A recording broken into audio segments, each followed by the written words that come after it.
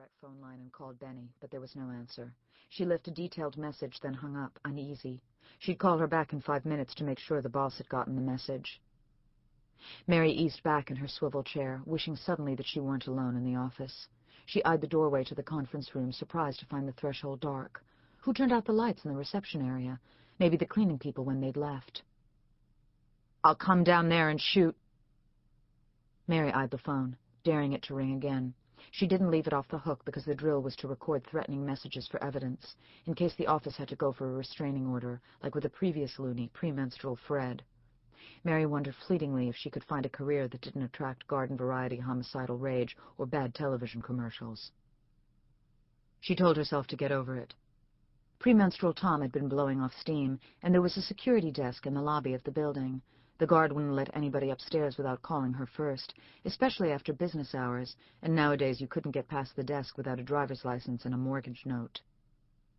She got back to work, tucking a dark blonde tendril into its loose French twist, and picked up the document she'd been reading.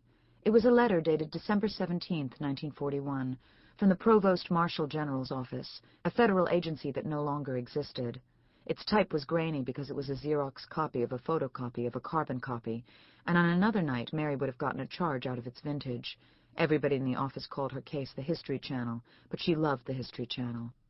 Mary loved mostly everything on cable except the Actors Studio, which she wouldn't watch at gunpoint, but she didn't want to think about gunpoint right now. Mary scribbled "useless" on a Post-it, stuck it on the letter, and set it in the useless stack in front of her. She ignored how tall the useless stack was getting because it would be useless. Documents surrounded her and sat packed in boxes along the side wall of the conference room. Somewhere in these papers was the file for a man named Amedeo Brandolini.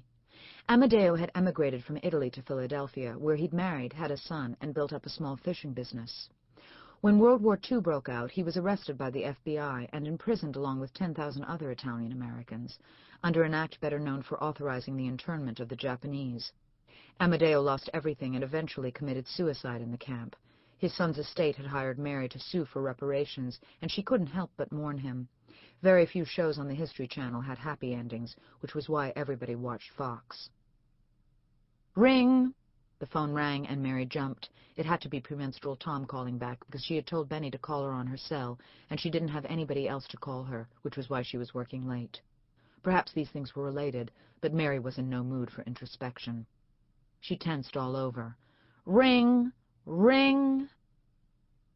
Finally, the ringing stopped. The conference room fell silent again.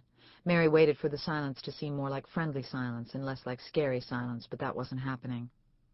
The reception area was still dark. She tried to relax, but couldn't.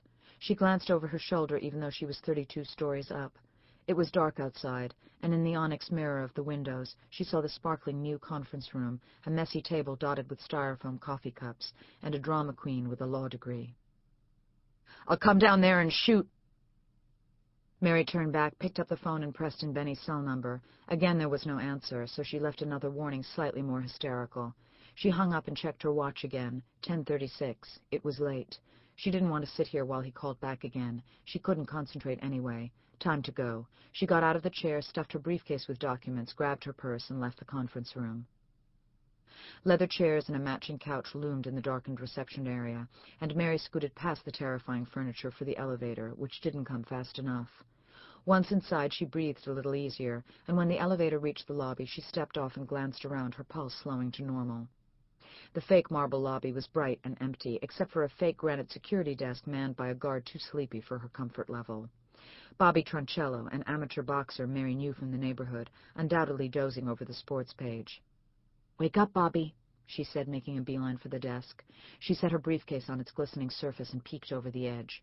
"We got trouble." "What do you mean?" Bobby looked up, edging the maroon cap he hated over his thick eyebrows.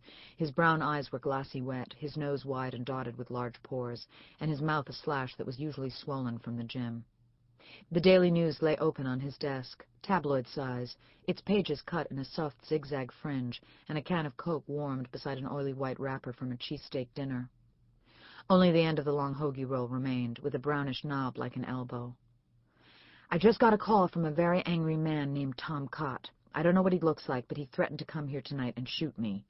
"Uh-oh." Bobby's forehead knit unhappily. You're supposed to tell me not to worry.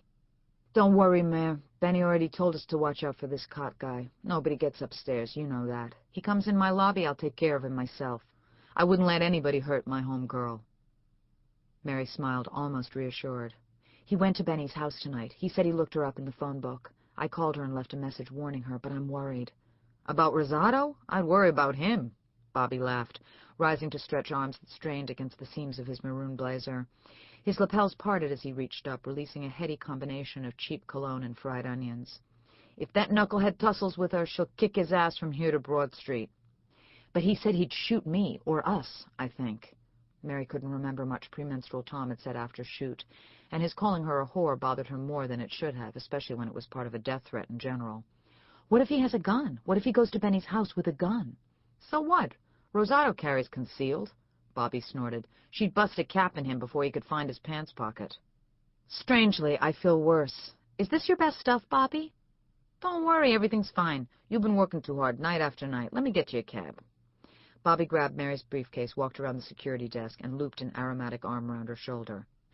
By the way, what did you decide about my friend Jimmy? You gonna let me hook you up? Mary hid her dismay.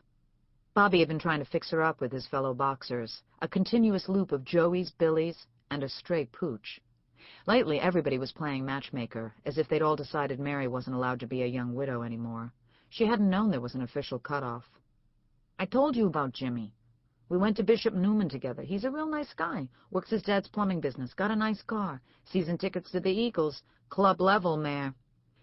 Thanks, but I don't think so. You sure? Bobby led her to the polished brass door, opened it for her, and gentled her outside onto the sidewalk. The night air felt crisp, and there was almost no traffic at this hour. Rosato Associates had moved to nicer offices uptown since they started doing class action work, and the ritzy new location made it easier to get cabs. Bobby hailed one almost instantly. Come on, Mare, why don't you give Jimmy a shot? Mary smiled. Give him a shot? You're a poet. You got to get back in the saddle, girl. Bobby opened the cab door with a wink. Another time, thanks. Mary tucked herself inside the back seat of the cab, waved goodbye to Bobby, and gave her address to the cabbie, a bald, older man. He merely nodded in response, strangely taciturn for a Philadelphia cab driver, and for a minute she thought he didn't speak English, but his ID card read John Tucker. They lurched off, rattling through the dark, empty streets of the city, and the cab took on an oddly hollow feel in the interior. Or maybe it was just too clean inside. The black carpet reeked of strawberry spray, the vinyl seat shone with Armorall, and the seatbelt actually worked. It was all too topsy-turvy for Philly, and Mary felt disoriented. You keep your cab very clean, she said pleasantly, but he didn't answer. Maybe he hadn't heard. This cab is so neat, she said louder, but he still didn't say anything, so she let it go and slipped lower in the seat, glancing out the window as they barreled up Walnut past darkened department stores. A few business people walked down the street, the men with ties loosened, the women with purses swinging. A raggedy homeless man shouted from the corner of 18th and Walnut, reminding Mary of premenstrual Tom. She reached in her purse, retrieved her cell, and pressed redial for Benny. Again the boss didn't answer, and she left another message. She flipped the phone closed and watched the rearview mirror for the cabbie's reaction. He said nothing, but his gaze shifted hard-eyed to the right. They traveled in silence to her neighborhood, and he swung the cab more roughly than necessary onto her street. Mary felt unaccountably as if she'd wronged him, so when they pulled up in front of her house, she handed him a $10 bill on a $6 fare. Keep the change, she said, but he only nodded again. She opened the door, gathered her belongings, and had barely climbed out of the cab before the cabbie hit the gas and sped off, leaving her alone at the curb. I'll come down there and shoot. The voice echoed in Mary's head, and then it struck her. Premenstrual Tom could have looked up where she lived. He knew her name. She was in the phone book, too. The realization startled her, then she wondered why she hadn't thought of it before. He could be here, on her street, watching her, right now, with a gun. Her gaze swept the street, a skinny alley lined with small brick trinities. Its one streetlight at the far end of the street wasn't bright enough to reassure her. Some of her neighbors had mounted lights beside their front doors, but they cast little illumination except on their own front stoops. The sidewalks were vacant. Everybody was inside.